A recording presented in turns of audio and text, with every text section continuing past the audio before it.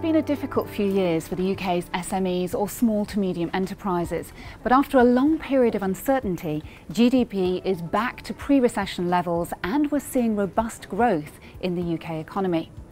However, employers that should be thriving are instead struggling to overcome the challenges posed by Britain's endemic skill shortage.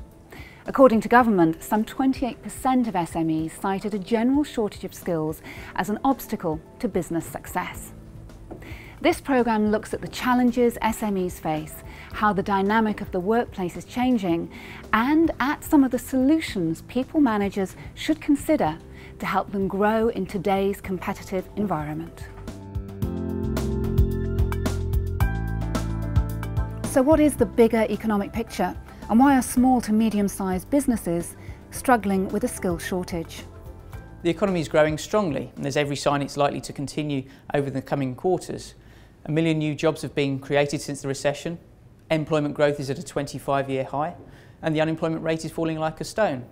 There have been a raft of positive outlooks from the Office of Budget Responsibility, the CBI, the British Chambers of Commerce. However, for anyone that looks back on the middle of 2014, that will be a key milestone, because it was at that point that the economy regained all of the output that was lost during the recession. So we're back in business and it's onwards and upwards from here. If economic growth means employees have to be even more productive, then that may pose a serious challenge. In 2014, the Bank of England's second quarterly report spoke of a productivity puzzle where labelled productivity was 16% lower than before the recession. That's clearly a challenge for organisations looking to grow. According to government, some 74% of small to medium-sized businesses looking to grow over the next 2 to 3 years believe that skills are key to making it happen.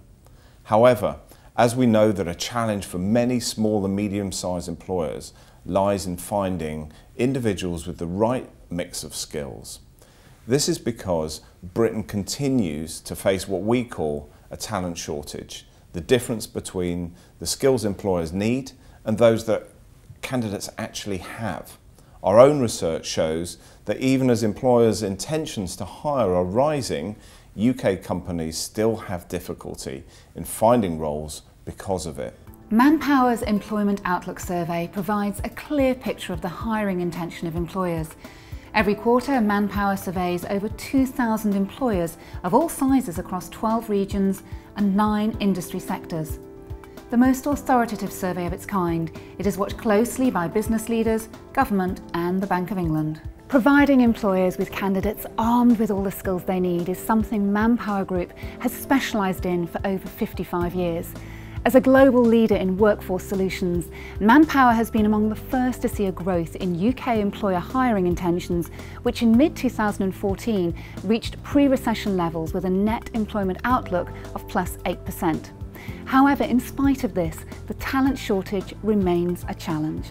Earlier on, I spoke to Neil Carberry of the CBI to understand what small and medium-sized employers are thinking.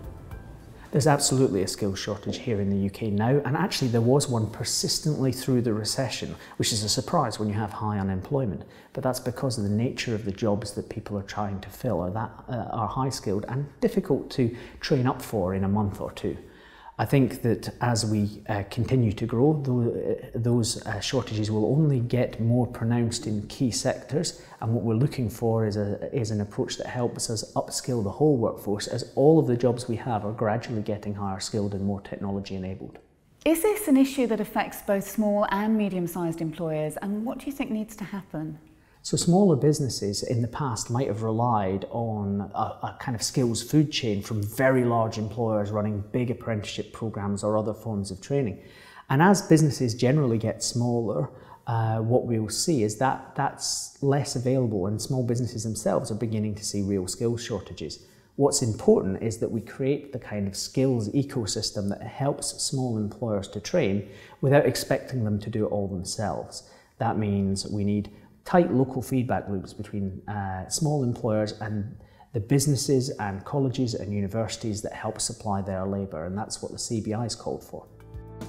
During a recession, hiring managers tend to batten down the hatches. After every downturn, employers become cautious about planning ahead until demand actually materialises. But as the economy grows and the competition for finding the right candidates hots up, the employers that succeed will be the ones that plan ahead. Yet what should people managers do to upskill their workforce and up their game? We explore that in the next episode.